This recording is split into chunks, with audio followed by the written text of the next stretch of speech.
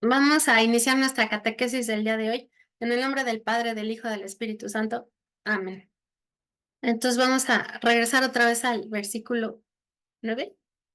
Un día de domingo fui arrebatado en espíritu y oí detrás de mí una gran voz como de trompeta, que decía: lo que ves, escríbelo en un libro y remítalo a las 7 iglesias de Asia, a saber, a Éfeso, a Esmirna, a Pérgamo, a Tiatira, a Sardis, a Filadelfia y a Laodicea. Entonces regresamos a este cambio que hay del sábado al domingo. Entonces la semana pasada vimos que el Shabbat es sustituido por Jesús. Jesús va a decir, porque el Hijo del Hombre es dueño aún del sábado. Y habíamos visto un como resumen muy sencillo, pero en el que veíamos como la misericordia, el bien a los demás y la misión de Dios están por encima de la ley. Ahora vamos a ver también qué significa en otra sustitución, que es el domingo en vez del Shabbat. Entonces dice, el libro del Éxodo es cuando Dios le está hablando a Moisés y le va a decir todas las cosas que tienen que guardar. Dice, asimismo habló el Señor a Moisés: amonesta y di a los hijos de Israel, miren que guarden mi sábado, porque él es una señal establecida entre mí y ustedes y sus descendientes, a fin de que reconozcan que yo soy el Señor que los santifico. A ver, aquí varias cosas. Una es, guarden mi sábado porque es una señal establecida entre mí y ustedes. Entonces, esta es la señal de la alianza con Moisés. El signo de la alianza es justamente el sábado. Y esta alianza queda establecida entre Dios y su pueblo, a fin de que reconozcan que yo soy el Señor que los santifico. Guarden mi sábado porque es sacrosanto. Para ustedes, el que le viole será castigado de muerte. El que trabaje en ese día perecerá de en medio de su pueblo. Durante los 6 días trabajarán, mas el día séptimo es el sábado, descanso consagrado al Señor. Cualquiera que en tal día trabaje será castigado de muerte. Observen los hijos de Israel el sábado y celébrenlo para siempre, de generación en generación. Pacto es este sempiterno. Pacto, o sea, alianza eterna. Entonces aquí hay varias cosas. Una es que esto de guardar el sábado se convierte en una cosa sagrada, entonces no viene de los hombres, no es un acuerdo entre las personas, sino viene de Dios. Y que quien no lo guarde va a ser castigado de muerte. Entonces vemos como hay una orden muy explícita, grande, fuerte, que se castiga con la muerte, ¿no? De no obedecer.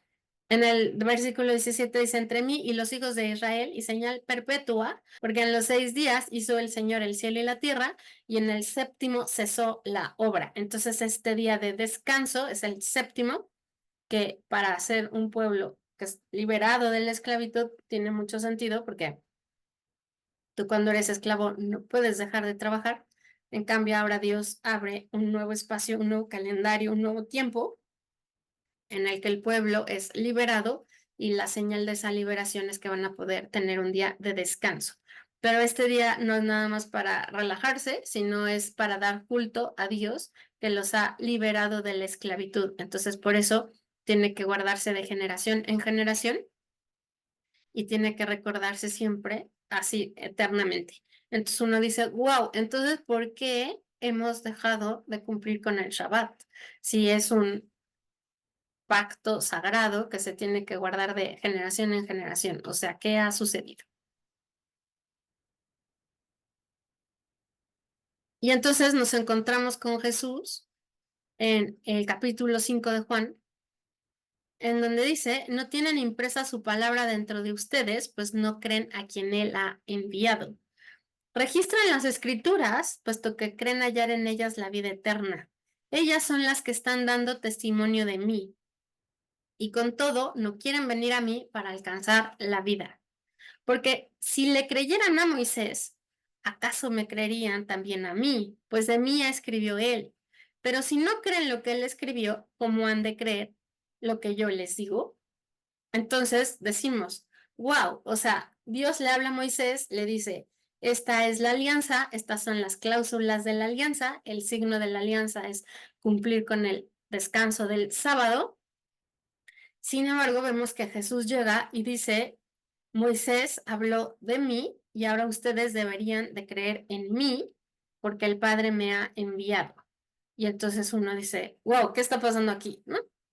Entonces, ¿qué fue lo que escribió Moisés de Jesús? En el Deuteronomio 18 encontramos, yo le suscitaré un profeta de en medio de sus hermanos semejante a ti, o sea, semejante a Moisés. Dios le está hablando a Moisés y le está diciendo, yo voy a suscitar un profeta de en medio de sus hermanos semejante a ti y pondré mis palabras en su boca y les hablará todo lo que yo le mande. Y acuérdense quién es Jesús. Empezamos con Juan 1, ¿se acuerdan? Del que casi no salimos tampoco, que dice, la palabra o el verbo se ha hecho carne. Entonces pondré mis palabras en su boca y les hablará todo lo que yo le mande. Entonces cuando escuchamos que Jesús es el hágase, la palabra, el verbo, decimos, mas el que no quisiera escuchar las palabras que hablará en mi nombre, experimentará mi venganza. Entonces ahora tenemos que Dios le da a Moisés la alianza, le dice que guarde el sábado, que va a suscitar de entre el pueblo un profeta, uno semejante a Moisés, que va a decir las palabras de la boca de Dios y les hablará todo lo que él mande y que deberemos de escucharlo porque si no experimentaremos la venganza de Dios. O sea, deberíamos de poder escuchar a este profeta. Y el Padre que me ha enviado, él mismo ha dado testimonio de mí. Entonces, cuando Jesús está hablando en el Evangelio de San Juan, ahí vemos cómo Jesús dice, yo soy ese profeta, el que trae la palabra de Dios, el que trae todo lo que él quiere decirles, y el que no me escuche va a experimentar su venganza. Entonces, ¿qué tendríamos que hacer? Pues escucharlo. Entonces, cuando nos dice Juan que pasamos del sábado al domingo, deberíamos de tener también toda esta información en nuestra cabeza. Y entonces nos dicen en el versículo 11, entonces me volví para conocer la voz que hablaba conmigo y vuelto vi 7 candeleros de oro. Y en medio de los 7 candeleros de oro vi a uno parecido al Hijo del Hombre, vestido de ropa talar, que ya vimos la semana pasada, ceñido a la altura del pecho con una faja de oro. Entonces, vemos cómo Jesús va haciendo sustituciones. Entonces ya vemos que se sustituye el Shabbat por el domingo. Bueno, ¿se acuerdan que dijo Jesús que el Hijo del Hombre es dueño del sábado? Ahora vamos a ver cómo Jesús va a sustituir al templo. Eso está cañón. Entonces, les recuerdo, el templo tiene lo mismo que lo que Dios le dijo a Moisés sobre la tienda del encuentro, nada más que ahora pues está hecho en edificio y es lo que se llama el templo, ¿no? Pero ¿de qué se trata el templo? De tener allí la presencia de Dios, ¿no? Entonces estamos en Juan 2, dice, estaba ya cerca la Pascua de los judíos y Jesús subió a Jerusalén. Y encontrando en el templo gentes que vendían bueyes y ovejas y palomas y cambistas sentados en sus mesas, habiendo formado de cuerdas como un azote, los echó a todos del templo con las ovejas y bueyes y derramó por el suelo el dinero de los cambistas, derribando las mesas. Y hasta a los que vendían palomas les dijo, quiten eso de aquí y no quieran hacer de la casa de mi padre una casa de comercio. Entonces se acordaron sus discípulos que está escrito, el celo de tu casa me tiene consumido. Pero los judíos se dirigieron a él y le preguntaron, ¿qué señal nos das de tu autoridad para hacer estas cosas? Les respondió Jesús, destruyan este templo y yo en 3 días lo reedificaré. Los judíos le dijeron, 46 años se han gastado en la reedificación de este templo y tú lo has de levantar en 3 días. Mas él les hablaba del templo de su cuerpo. Así, cuando hubo resucitado de entre los muertos, sus discípulos hicieron memoria de que lo dijo por esto y creyeron con más viva fe a la escritura y a las palabras de Jesús. Entonces, nos regresamos y vamos a ver aquí cómo hay alguien más grande que el templo. Entonces, está Moisés, tiene la tienda del encuentro, luego vienen muchas cosas hasta que llegamos a David. El hijo de David, Salomón, es el que va a hacer el templo. Sin embargo, el templo que está, bueno, que ahorita ya también está destruido, pero el templo que está contemplando Jesús es el que hizo el rey Herodes y ese es el que se tarda 46 años en ser construido. En el Evangelio de San Juan, a diferencia de los sinópticos, vamos a ver que Jesús va a celebrar 3 Pascuas. Estamos en el capítulo 2. Aquí estamos viendo que Jesús va a la Pascua, a la primera, digamos, en su vida pública, va hacia Jerusalén y aquí es en donde hace la purificación del templo. Los evangelios sinópticos nos vamos a dar cuenta que este pasaje, digamos, de la purificación del templo está ya muy, muy cerca de la pasión de Jesús. En cambio, aquí estamos pues, prácticamente al inicio, ¿no? Esto le da un sentido muy distinto al Evangelio, sobre todo cuando sabemos que Juan escribió primero el Apocalipsis y después el Evangelio.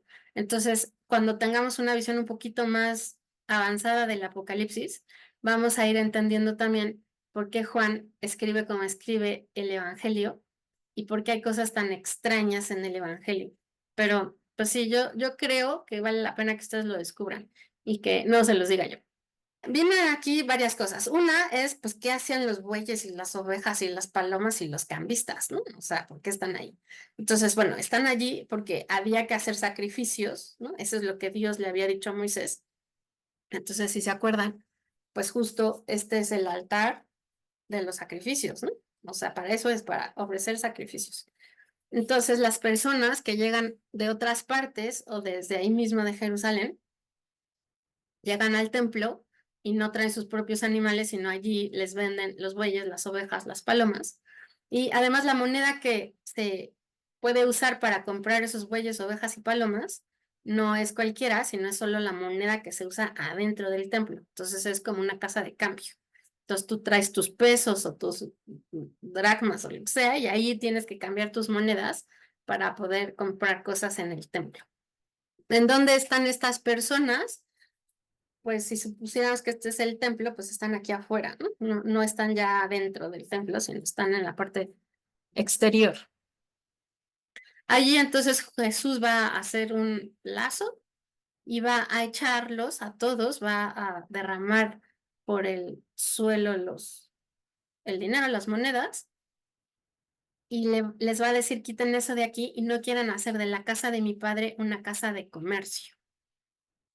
Y aquí lo importante es esto. Entonces acordaron sus discípulos que está escrito, el celo de tu casa me tiene consumido. Entonces, ¿qué es lo que más le importa a Jesús? ¿Por qué hace esto?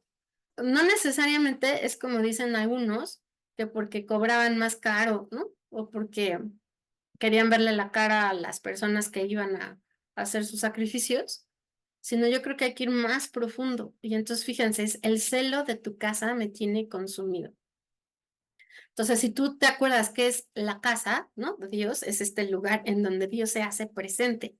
Y la gente, en lugar de estar con la intención correcta, tanto la gente que va a hacer sus sacrificios, como los que están ahí vendiendo animales y como los que están ahí haciendo el servicio, ¿no? O sea, los sacerdotes, todos deberían de estar con la misma intención de tener a Dios por encima de todas las cosas. Sin embargo, Jesús aquí nos está diciendo que el celo de su casa lo tiene consumido, o sea, el amor, la pasión. No sé si tú has tenido celos de alguien, ¿no? Así de tu novio, ¿no? Es esa como emoción que te posee, ¿no? Que va por encima de ti, ¿no? Que por más que dices es que no es racional, exacto, o sea, es esa, ¿no? Entre la pasión así de, ¿no? Porque yo quiero que tú estés en el primer lugar, ¿no? Y me doy cuenta a través de todas estas cosas que veo que no estás en el primer lugar de todas estas personas. Entonces, lo primero que va a hacer Jesús es purificar el templo y luego nos va a decir unas cosas muy extrañas, ¿no? Pero los judíos se dirigieron a él y le preguntaron, ¿qué señal nos das de tu autoridad para hacer estas cosas? Les respondió Jesús, destruyan este templo y yo en 3 días lo reedificaré. Jesús nos dice aquí, no está hablando del templo físico de ladrillos o de piedras, sino está hablando de su propio cuerpo. Entonces decimos aquí, wow, o sea, el templo es el cuerpo de Cristo. Así, cuando hubo resucitado de entre los muertos, sus discípulos hicieron memoria de lo que dijo por esto y creyeron con más viva fe a la Escritura y a las palabras de Jesús. Entonces, todos estos pasajes nos tienen que empezar a servir para esto justamente, para creer con más viva fe la Escritura y las palabras de Jesús. Porque lo que vamos a ir viendo es como todo tiene consistencia y se une una cosa con la otra para hacernos creer más en Jesús y para hacernos crecer más en nuestra fe y poder llegar a la presencia del Padre. Entonces, si tú lo ves con calma, vas a ir viendo cómo este camino que se recorre desde aquí afuera hasta poder llegar al lugar santísimo en donde está la presencia de Dios es justamente el camino que nos invita a Jesús a recorrer para entrar con Él. Y de eso, pues vamos a estar hablando todo este tiempo. Aquí está una maqueta, digamos, del templo ya de Herodes, es en donde, digamos, está Jesús, ¿no? Entonces, les quiero mostrar algunas cosas interesantes. Esto de aquí afuera se llama el patio de los gentiles. Este de aquí es el patio de las mujeres. Entonces, si se fijan, es como un edificio añadido a lo que vendría siendo ahora sí lo que estamos viendo en esta parte, ¿no? De la tienda del encuentro. Aquí está la fuente, aquí está el altar, aquí está la fuente, aquí está el altar. Y ahora vamos hacia adentro, vamos a tener el lugar santo y luego el lugar santísimo. Aquí está el lugar santo y aquí nos introducimos para llegar al lugar santísimo. Adentro, en este lugar santo, aquí, vamos a encontrar estos tres objetos, que es el candelero,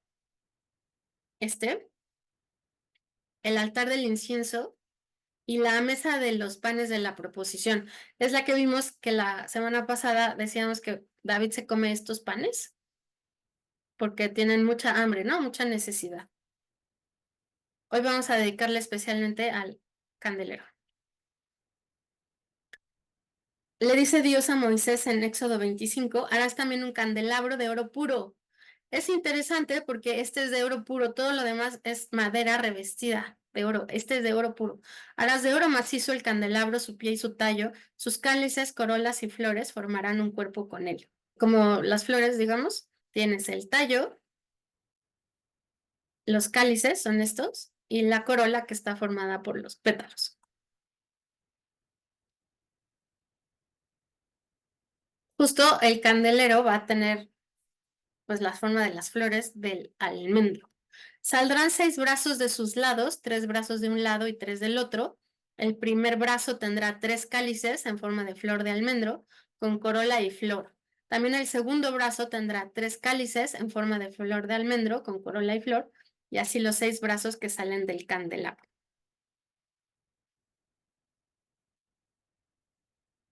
En el mismo candelabro habrá 4 cálices en forma de flor de almendro, con sus corolas y sus flores, una corola debajo de los 2 primeros brazos que forman cuerpo con el candelabro, una corola debajo de los 2 siguientes y una corola debajo de los 2 últimos brazos, así con los 6 brazos que salen del candelabro. Las corolas y los brazos formarán un cuerpo con el candelabro. Todo ello formará un cuerpo de oro puro macizo. Harás sus 7 lámparas que colocarás encima de manera que den luz al frente. Sus despabiladeras y sus ceniceros serán de oro puro. Se empleará un talento de oro puro para hacer el candelabro con todos estos utensilios. Entonces, bueno, aquí tenemos 3 de un lado, 3 del otro. Y aquí están las flores, ¿no? 1, 2, 3. Y son de almendro. Entonces, una cosa que nos importa mucho es que, primero, este candelabro, va a ser la única fuente de iluminación de la morada, es decir, del lugar santo. Y se va a alimentar de aceite de oliva. Entonces, les recuerdo que no hay luz eléctrica, no hay velas, sino es a través del aceite, como esta tinajita de aceite que hay que estarla llenando. La palabra almendro en hebreo tiene la misma traducción que el que vela, o sea, Dios vela por su pueblo. Entonces, los que están afuera del lugar santo están en las tinieblas, los que están adentro viven en la luz con la protección de Dios que vela por ellos. Nos va a decir la primera carta de San Juan, Dios es luz, en él no hay tiniebla alguna. Entonces vamos a ver cómo, sobre todo en San Juan, se va a hablar como que Dios es la luz. Vamos a ver también en el Génesis que lo primero que se crea es la luz. Aquí, digamos, es una mirada hacia dentro del lugar santo. Entonces tenemos aquí el candelero, la mesa con los panes de la proposición. Aquí está el altar del incienso.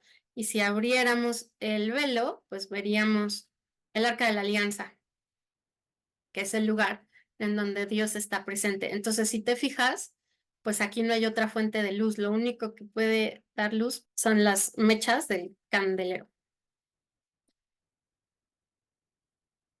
Dice la primera carta de Pedro: ustedes son linaje elegido, sacerdocio real, nación santa, pueblo adquirido para anunciar las alabanzas de aquel que los ha llamado de las tinieblas a su admirable luz.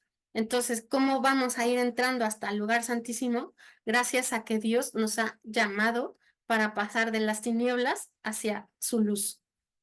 Entonces, dentro de las tradiciones judías, vamos a encontrar varias fiestas. Está la fiesta de las luces.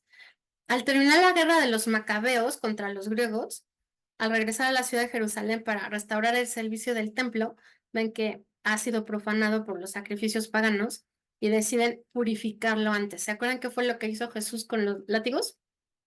Purificarlo. ¿Quiénes antes, justo, son los macabeos? Y solo tienen aceite para mantener encendida la menorá, que es el nombre que se le da al candelero, por un día. Dios le había dicho a Moisés que la menorá de la tienda del encuentro debería estar encendida en todo momento. Entonces, tras purificar el templo, encienden la menorá con el poco aceite que encuentran y esta se mantiene encendida por 8 días, que fue lo que tardan en conseguir el nuevo aceite. Entonces, este milagro de la purificación del templo lo tienen ellos como una fiesta que le llaman la fiesta de las luces. Justo en esta fiesta es cuando Jesús va a decir estas palabras: yo soy la luz del mundo, el que me siga no caminará en la oscuridad, sino que tendrá la luz de la vida. Entonces sí impresiona bastante, ¿eh? Porque ya sé que estamos en Juan 8, pero lo que estoy tratando de hacer es juntar como los elementos que nos están hablando de lo mismo para tener como una continuidad solamente de los elementos. Estábamos en Juan 2, Jesús purifica el templo, Jesús va a decir que su cuerpo es el templo. También nos va a decir que aquí hay alguien más grande que el templo, que es él mismo. Y nos pasamos a Juan 8 y vemos que justo en la fiesta de las luces, en donde se conmemora la purificación del templo, Jesús va a decir: yo soy la luz del mundo, el que me siga no caminará en la oscuridad, sino que tendrá la luz de la vida. Entonces, esta menorá se sustituye precisamente por Jesús, que es la luz del mundo. En Juan 12 nos va a decir: yo, la luz, he venido al mundo para que todo el que cree en mí no siga en las tinieblas. Entonces vemos cómo a través de Jesús nosotros podemos dejar de vivir en las tinieblas para entrar a la luz que nos va a llevar a la presencia de Dios. ¿Qué pasa cuando yo vivo en las tinieblas? Pues yo vivo en medio de las preocupaciones del mundo, de las adversidades, ¿no? Entonces, ¿cómo me siento cuando estoy en las tinieblas? Sin rumbo, con miedo, con inseguridad. Así vivo, ¿no? Mucha gente que no conoce a Dios va a vivir así, ¿no? Entonces aquí Jesús nos dice: yo soy la luz del mundo. Yo, la luz, he venido al mundo. ¿Para qué? Para que todo el que cree en mí no siga en las tinieblas. Entonces los que creemos en Jesús no deberíamos de tener miedo, porque Jesús nos ama tanto que viene para que nosotros podamos tener luz. Y entonces tu camino ya no está en medio de las tinieblas, tu camino está siempre iluminado por Jesús, que es la luz. Y no es cualquiera, sino te acaba de decir: yo soy la luz del mundo. O sea, si hay una gran luz, es la luz del mundo. Lo tienes que guardar esto, porque luego vas a ver en el Apocalipsis, mucho más adelante, porque no se necesita luz, porque el Apocalipsis nos va a hablar de que ahí mismo está la luz, ¿no? Entonces recuerdas quién es la luz del mundo y dices: claro, ahí está la luz. Entonces Jesús es la luz del mundo, él va a sustituir a esta menorá o al candelabro. Y ahora fíjate, regresamos al Apocalipsis y le vamos a dar este nuevo sentido. Entonces me volví para conocer la voz que hablaba conmigo y vuelto vi 7 candeleros de oro. Y en medio de los 7 candeleros de oro vi a uno parecido al Hijo del Hombre, vestido de ropa talar, ceñido a la altura del pecho con una faja de oro. La vez pasada vimos lo de la vestidura talar, entonces vamos a ir como explicando los otros elementos. Tenemos a las 7 iglesias, aquí está el mapa, y justo las cartas van dirigidas en ese orden, o sea, de abajo para arriba haciendo como, así como una herradura, ¿no? Entonces tienes Éfeso, Esmirna, Pérgamo, luego bajas Tiatira, Sardes, Filadelfia y la Odisea. Aquí puse las menorás en el mismo orden. Y si te fijas en dónde está Jesús, dice, en medio de los 7 candeleros de oro. Así es que puedes imaginarte perfectamente que aquí está Jesús parado y desde allí va a ver a las 7 iglesias. Y entonces vamos a empezarnos a preguntar varias cosas. Primero dijimos que Jesús venía a sustituir a la menorá, ¿no? Porque Jesús es la luz del mundo. Entonces, ¿qué sentido tiene que ahora estemos diciendo que hay 7 candeleros? ¿Por qué hay 7 candeleros?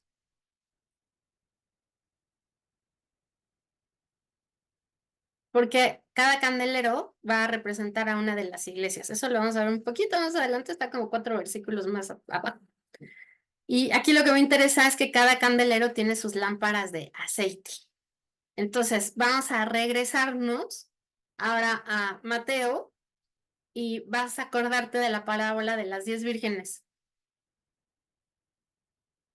Entonces, a diferencia de las pilas, del foco o de cualquier lámpara que tú conozcas, aquí el chiste es que el sacerdote tiene que estar rellenando todos los días las cazuelitas para que pueda mantenerse la flama encendida.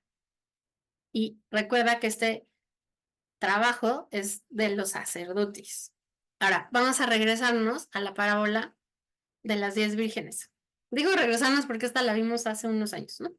Entonces el reino de los cielos será semejante a 10 vírgenes que tomando sus lámparas salieron a recibir al esposo y a la esposa, de las cuales 5 eran necias y 5 prudentes. Pero las 5 necias, al coger sus lámparas, no se proveyeron de aceite. Al contrario, las prudentes con las lámparas llevaron aceite en sus vasijas. Como el esposo tardara en venir, se adormecieron todas y al fin se quedaron dormidas. Mas llegada la medianoche se oyó una voz que gritaba, miren que viene el esposo, salgan a su encuentro. Al punto se levantaron todas aquellas vírgenes y aderezaron sus lámparas. Entonces las necias dijeron a las prudentes, denos de su aceite porque nuestras lámparas se apagan. Respondieron las prudentes diciendo, no sea que este que tenemos no baste para nosotras y para ustedes. Mejor es que vayan a los que lo venden y compren el que les falta. Mientras iban estas a comprarlo, vino el esposo y las que estaban preparadas entraron con él a las bodas y se cerró la puerta. Al cabo vinieron también las otras vírgenes diciendo, Señor, Señor, ábrenos. Pero él respondió y dijo, en verdad les digo que yo no las conozco. Entonces, para la mentalidad de pilas y de focos, pues nos parece muy raro y decimos, pues qué mala onda estas vírgenes prudentes que no comparten, ¿no? Y luego, pues qué mala onda el señor que les dice, ni siquiera las conozco, ¿no? Entonces, pues rápido, una cosa importante es que no había luz eléctrica. Y en las bodas, digamos, ellas eran como las madrinas de luz. Dependiendo de cuánta luz hubiera, pues era la duración de la fiesta.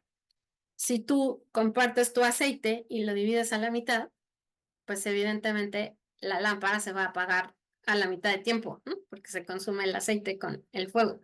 Lo que estamos aquí viendo es que las prudentes tienen más aceite por una cosa muy importante. Se proveyeron y estas no se proveyeron. Entonces, si a ti te dice, tú vas a ser madrina de luz y a ti te importan mucho los novios, además de llevar tu lámpara con aceite, vas a llevar aceite en tu vasija, porque lo que quieres es que la fiesta dure. Y además hay otro detalle muy importante. Resulta que no había una hora especial, así no era como aquí de a las 8 de la noche es la boda, ¿no? Sino allí tenían que ponerse de acuerdo el esposo con el papá de la novia. Entonces había como una negociación. La dot. Ajá, de la dot, etcétera. Y ya que pasaba eso, entonces ya ahora sí venía el novio a tomar a la esposa, bueno, a la novia como esposa. Entonces tú, como madrina de luz, deberías de estar muy prevenida porque no sabes la hora exacta en la que va a llegar el novio. Tanto así que por eso se quedan dormidas. Más a la medianoche, o sea, se tardan en las negociaciones, se oye una voz que grita, miren que viene el esposo, salgan a su encuentro. Al punto se levantan todas aquellas vírgenes y preparan sus lámparas. Entonces las necias les dicen a las prudentes, denos de su aceite, porque nuestras lámparas se apagan. O sea, no previmos, no previmos, ¿no? Tal cual. Oye, ¿por qué no previste? Pues porque estaba yo muy ocupada haciendo otras cosas, ¿no? ¿En qué andabas pensando? En lo que sea. Entonces, si te fijas, el tema de hoy mucho es la purificación. ¿La purificación de qué? Pues de tus intenciones, de tus pensamientos. ¿A qué le estás dando el primer lugar? ¿Qué te quita el primer lugar de Dios en tu cabeza, no? ¿Por qué no prevés? ¿Por qué no estás lista para tener tu lámpara y además más aceite? Entonces ellas les dicen como, yo no voy a compartir mi aceite porque si no, al que fastidio es al novio y a su esposa. Váyanse a ver si se los venden y compren el que les haga falta. Y entonces ellas se van. Es como una manera de decirle al esposo, pues la neta, tú no era tan importante para mí, ¿no? Entonces por eso me fui a comprarlo y regreso y me dice el esposo, pues ¿qué crees? Yo no te conozco. Es brutal esto, ¿no? Porque cuando lo ves así, además te voy a decir esta siguiente palabra, Mateo también, pero ahora el 5 dice, ustedes son la luz del mundo. Y entonces dices, no, espérate. No que Jesús es la luz del mundo, sí, exacto, pero ahora en Mateo 5 vas a ver que Jesús te dice, oye, ¿qué crees? Si yo soy la luz del mundo y tú te dejas iluminar por mí, ¿en qué te conviertes tú?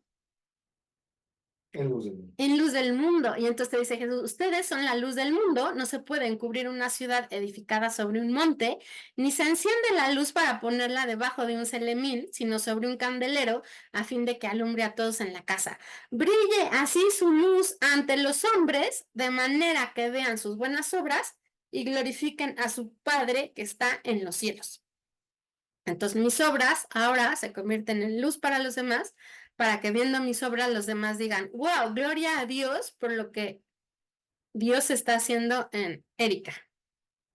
Entonces tus obras son la manera en la que los demás pueden ver la gloria de Dios. O sea, esto no viene de Erika, esto no proviene de sus propias fuerzas y sus capacidades, esto viene de Dios.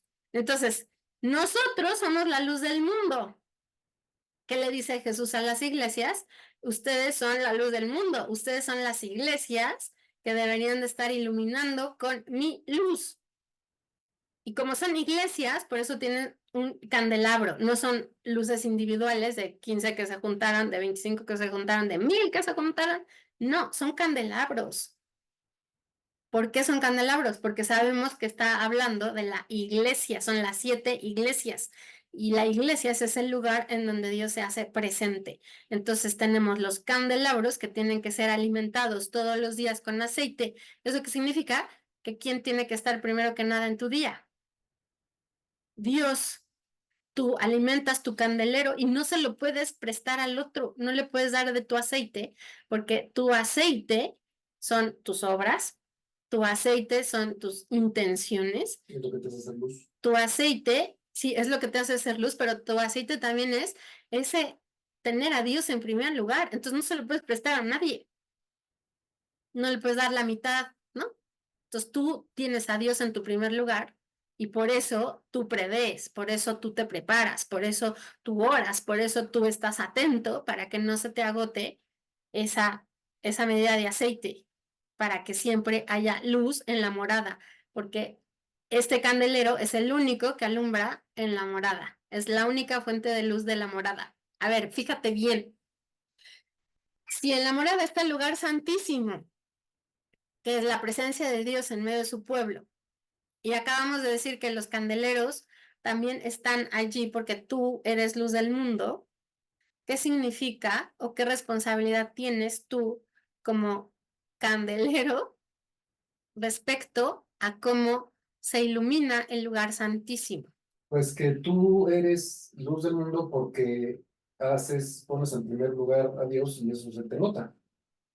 Ajá, pero ¿qué tiene que ver eso respecto a que allí está el lugar santísimo? El candelero es la única fuente de luz de la presencia de Dios en el mundo.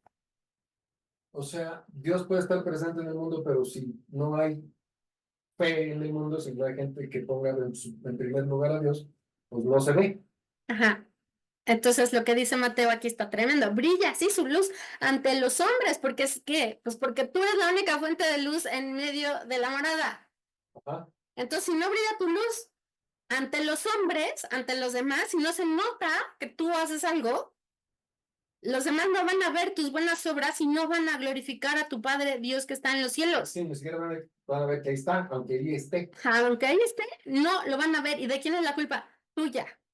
¿Por qué? Pues porque tú eres luz del mundo y no se enciende una lámpara para ponerla debajo de la mesa, ni se enciende una ciudad para taparla. Claro. No, o sea, ¿para qué estás? Para ser luz del mundo. Entonces tu responsabilidad es que dar testimonio, ser luz del mundo, que se manifieste, que tus candeleros estén siempre encendidos. Tanto a nivel personal, pero como también como iglesia. Entonces tú como iglesia tienes que dar este testimonio de decirles a los demás, ¡eh! Jesús es la luz del mundo y como Jesús me ilumina a mí, mi vida está iluminada por él, yo no camino en las tinieblas. Así es que tu testimonio es doble, o sea, tú eres luz del mundo, pero al mismo tiempo tú no caminas en las tinieblas, porque si tú estás siempre caminando en las tinieblas, no eres luz del mundo. No, claro. Tu luz del mundo viene también de Dios. Ajá, y entonces fíjate, no es por tus fuerzas, no es por tus capacidades, no, te estamos midiendo a ti.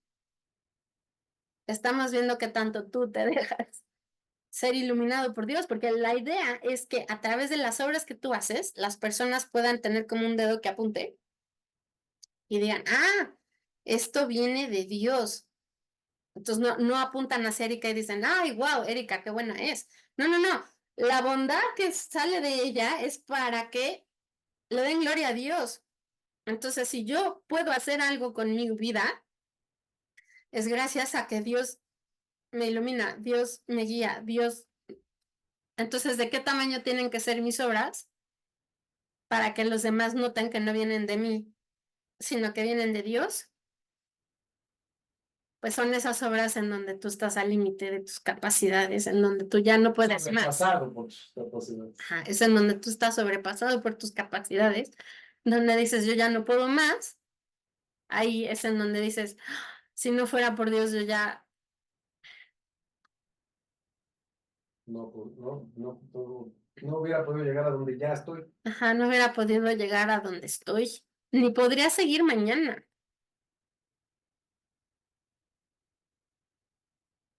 Ujú. Entonces esto es muy fuerte porque de alguna manera le estás diciendo a Dios, wow, voy a tener que llegar más allá del límite de mis capacidades. ¿Y eso qué crees? Solo Pues, con Dios. ajá, es lo mismo que le pidió a Abraham o a la Virgen María o así, ¿no? O sea, es ese momento en donde tú dices, ¿qué? No, entonces ándale, Abraham, salte de tu patria y vámonos a la tierra que yo te mostraré. Y tú dices, no, espérate, o sea, tengo 75 años, o sea, no, espérate, o sea, yo ya aquí tengo mi casita, mis camellitos, o sea, no, espérate. Y vámonos, ¿no? O la Virgen y San José, o sea, vámonos a Egipto porque van a matar al niño si se quedan aquí, órale. Y tú así de, no, espérate, y las maletas, o sea, no, vámonos, así. O sea, es ese momento en donde tú dices, no, o sea, lo que yo trabajé, lo que yo hice, mis Los cosas, planes, no existen los planes. mis planes no existen, exacto. Aquí es órale, vámonos, porque aquí tú tienes que ser sobrepasado. Oh my God. Entonces me volví para conocer la voz que hablaba conmigo y entonces, ay Dios, ¿quién es la voz que habla conmigo? ¡Ah! Es la voz que me va a decir, ándale, deja tus capacidades, purifica la intención de tu corazón. Me vuelvo y en lugar de otra cosa ahora veo 7 candeleros de oro, ¿no? En medio de ellos está a uno parecido al Hijo del Hombre, vestido de ropa talar. Entonces volteo, veo al Hijo del Hombre vestido de ropa talar y ceñido a la altura del pecho una faja de oro. Entonces aquí está la ropa talar, figura del Hijo elegido especial consentido, figura de autoridad y gobierno, figura de los sacerdotes que transportan el arca. Ahora le añadimos esta faja que en Job 12 encontramos, dice, despoja de la faja a los reyes y les ciñe los lomos con una soga. O sea, Dios es el que despoja de la faja a los reyes y una vez que los despoja se quedan como cualquier persona y les ciñe los lomos con una soga para ponerlos como servidores, ¿no? Como trabajadores. Entonces la faja es un signo de autoridad del rey, la faja de oro pues es la símbolo del rey, pero de reyes, o sea, si los reyes usan faja, Una faja de oro es todavía más. una faja de oro, la verdad es que nadie usa una faja de oro. ¿Quién tiene una faja de oro? El rey de reyes. ¿Quién es este rey de reyes? El mismo que usa esta túnica talar. Y entonces, ya Jesús va teniendo todos estos atributos, pero además no nos encontramos en cualquier lugar. Estamos en un lugar en donde se está purificando el templo. Pues vivir la tribulación con esta visión, ¿Cuál? pues de que se trata de que estés sobrepasado para que el resultado sea evidente para todos que viene de Dios. Pues sí. O sea, ya estructuralmente es, o deberías de aceptar que tú no puedes, o sea, de eso se trata. Entonces el compromiso de esta semana pues vamos a buscar eso, purificar nuestro templo, ¿no? Purificar las intenciones de nuestro corazón y vivir sobrepasados en lugar de cuando te pasa algo decir, ay, ya no puedo más, qué horror, no sé qué. Allí encontrar que en esa situación es donde tienes que dar obras para que las obras sirvan como testimonio de que eso lo hace la presencia de Dios en ti. ¿Qué obras? Todas las que puedas, obviamente, que sean hechas con amor. Entonces ya venimos de haber dejado atrás el cumplimiento y ahora te adentras en este mundo en donde el sufrimiento, el estar sobrepasado, las tribulaciones son la manera en la que tú vas a decir, no voy a vivir como las tinieblas, voy a vivir como la luz. A ver, entonces dime las características de las tinieblas. Pues las tinieblas tienen dolor, Desesperación. desesperación, oscuridad, inseguridad, desconfianza, miedo. La luz tiene lo opuesto. Entonces, si dijiste miedo, aquí tienes que vivir en el amor. Si dijiste desconfianza, aquí tienes que vivir en la confianza. Si dijiste inseguridad, aquí tienes que vivir en la seguridad que te da Dios. Si dijiste Desesperación, la esperanza. desesperación, en la esperanza. O sea, si dijiste tinieblas, tienes que estar en la luz. Ajá. Y así debe de ser porque tú eres luz así de fuerte. O sea, Jesús es la luz del mundo y tú te agarras de Jesús, ¿no? Ahora sí como el cable, que si eres la lámpara que se enchufa a la corriente eléctrica. Jesús es la corriente eléctrica y si tú te enchufas, tú das luz, a menos que te hayas apagado o te hayas descompuesto. Entonces estás en las tinieblas. Porque Jesús es la luz del mundo. Entonces, si tú te enchufas, tú tienes que dar luz y no te puedes esconder, no te puede dar pena. Oye, pero si eso de dar luz me trae como consecuencia que me critiquen, Exacto, veniste a vivir sobrepasado Ujú. para que las gentes vean, así como vimos en la vida de San Juan, que eso no es gracias a él, sino es la presencia de Dios que se manifiesta en esas obras impresionantes que hacen las gentes, cualquiera, ¿no? Las gentes, o sea, lo hago yo y lo hace cualquiera, pero ¿por qué? Porque tienes la presencia de Dios en tu vida. Entonces, cuando tú vuelvas a decir, es que ya no puedo más, es que estoy sobrepasado, es que estoy agobiado, es que ya no, ¿qué te falta? Haz oración y pídele al Espíritu Santo que te llene de la luz de Jesús. Haz oración y pídele que pueda hacer luz. Entonces, las preocupaciones nos tienen que angustiar. Pues no, No, porque entonces no estás dando luz. tienes que saberte seguro, porque a través de eso es como Dios quiere manifestarse, y si no existiera esa circunstancia, no se podría manifestar. Entonces, está tremendo porque tú dirías, no, eso yo no lo quiero para mí. O sea, ¿cómo crees, no? O sea, mira, con la situación que estamos viviendo ahorita en nuestra familia, ¿no? Uno puede empezar a decir, híjole, sí, ya es demasiado, ¿no? Esto está súper fuerte. Entonces ahí nada más te pido que tengas discernimiento, porque a veces nos metemos en unas situaciones insoportables, pero somos nosotros mismos, ¿no? O sea, No, bueno. Sí, eso pasa, pero sí. ajá, entonces tienes que tener discernimiento para saber, en esto me metí yo sola, o sea, yo porque soy insoportable me meto en situaciones insoportables. Bueno, es distinto a cuando la vida te pone en situaciones insoportables. Y entonces el chiste es que si tú estás ahí porque eres insoportable, no vas a tener luz, no vas a tener fuerzas. En cambio, si estás allí y das frutos y das obras porque la luz de Jesús está contigo, entonces vas a ver que sí puedes con las situaciones insoportables. Oye, ¿cuánto van a durar? La verdad, quién sabe. Es que ya no puedo más. Sí, la verdad, sí es cierto. Y te lo digo porque lo estamos viviendo. O sea, sí, sí es cierto. Quién sabe cuánto va a durar. Yo lo que quiero es que tú vayas teniendo esta aportación, ¿no? De qué significa la sustitución que hace Jesús del sábado al domingo. Y que todo eso lo mantengas porque lo vas a necesitar cuando se abra el apocalipsis un poco más, ¿no? Más decididamente. Ahorita estamos como en una introducción. De repente se abre el apocalipsis más y allí tú tienes que traer todas estas figuras que tienes y en la medida en que las hayas construido bien, en esa medida el apocalipsis te va a ir hablando más. Entonces, si tú traes bien a tu mente que Jesús se ha hecho estas sustituciones tremendas, o sea, imagínate que alguien diga, aquí hay alguien más que el templo, que diga, o sea, porque lo vas a ver en todo, yo soy la luz del mundo. Luego está en la mesa de los panes de la proposición y Jesús dice, yo soy el pan de vida.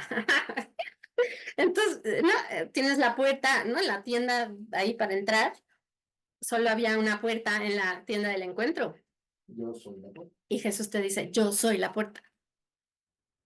Entonces, cuando empiezas a juntar todo, ¿no? Además, la propia tienda del encuentro nos va a servir de resumen impresionante. Cuando ya hayamos hecho todas las instituciones y vayamos caminando por ahí, o sea, dices, Dios, o sea, ¿no? Qué impresionante, porque además, fíjate que lo que ve Moisés es una visión de Y un... lo que construye, o sea, todo el propiciatorio, todo el templo es prefiguración de la manera en la que Dios nos salva a través de Jesucristo. Es una figura, es un modelo, o sea, justo lo que le dice Dios es, mira, hazlo como este modelo. A ver, ¿qué significa modelo? Que tú tienes una realidad mucho más grande, mucho más rica, mucho más imponente y vas a hacer una simplificación para poderlo hacer aquí, ¿no? Una maquetita. Haz una maquetita y esta maqueta es la que va a estarte acompañando y de todos modos yo voy a estar ahí contigo. Esta es la manifestación de mi presencia. Entonces se vuelve una cosa impresionante porque de pronto el mundo es, ¡fua! ¿No? Increíble. Bueno, entonces, ¿cuál es la palabra que te llevas? Gusanito. Y una, algo que hayas entendido, comprendido. Bueno, ya lo dije como 3 veces, que hay que ser luz del mundo y para eso tienes que estar completamente sobrepasado. Es impresionante, ¿no? Como que la verdad no la habíamos visto, ¿no? Tan en vivo y a todo color. O sea, el concepto sí lo conocíamos, pero pues sí, la vivencia es lo que te va formando a punta de trancazo. Ujú. O sea, lo puedes ver inclusive en la propia pasión de Jesús, ¿no? O sea, Jesús ha caído 3 veces cargando la cruz, ¿no? Luego lo crucifican y la muerte de los crucificados es por asfixia. Y sin embargo, Jesús, antes de morir, grita. Ese momento es así de, ¡ah! ¡Qué bárbaro! O sea, Jesús es dueño tan fuertemente, ¿no? Que se ve que ahí está Dios, ¿no? O sea, en la humanidad no hubiera podido Claro. porque está a punto de morirse asfixiado y sin embargo él puede gritar y ahí se manifiesta la presencia de Dios. Sí, un dominio sobre, yo estoy entregando mi vida, a mí nadie me la quita. Sí, yo la doy voluntariamente. Y de una vez nos anticipamos. Eso es brutal, porque si te fijas en el Apocalipsis, lo que vas a ver va a ser el juicio de las naciones. Llegas al Evangelio de Juan, empieza el poema del verbo que se ha hecho carne, todo eso está escrito como poema, es una poesía, que se corta con unos versículos rarísimos sobre Juan el Bautista dando testimonio. Entonces, ¿what? ¿No? Y entonces ahí empiezas a ver cómo el Evangelio de Juan está dando testimonio de Jesús. Y entonces dices, estoy en un juicio, exacto. Los cortes así brutales en donde entra San Juan a decir que él da testimonio, tal vez lo has visto en las películas, ¿no? Que llega uno a acusar y otro a defender y llama a sus testigos. Entonces, lo que estamos viendo en el Evangelio de San Juan es desde el principio el juicio que el mundo hace de Jesús y lo declara culpable y por eso muere. Y sin embargo, en el Apocalipsis, que es lo que escribió antes Juan, ahí vemos el juicio de las naciones, en donde Jesús juzga y es declarado inocente porque es inocente por el Padre. Entonces, los que lo condenaron a muerte y lo declararon culpable están tan equivocados que por eso va a venir el Espíritu Santo, el Paráclito, El abogado el defensor. abogado defensor, eso significa esa palabra, para dar testimonio de Jesús, declarar cómo Él es inocente, vence a la muerte, porque Él ha vencido a su propio enemigo, que es la muerte, y por lo tanto es el que triunfa por los siglos de los siglos. Amén. Impresionante. Bueno, nos quedamos en la presencia del Padre, del Hijo y del Espíritu Santo. Amén.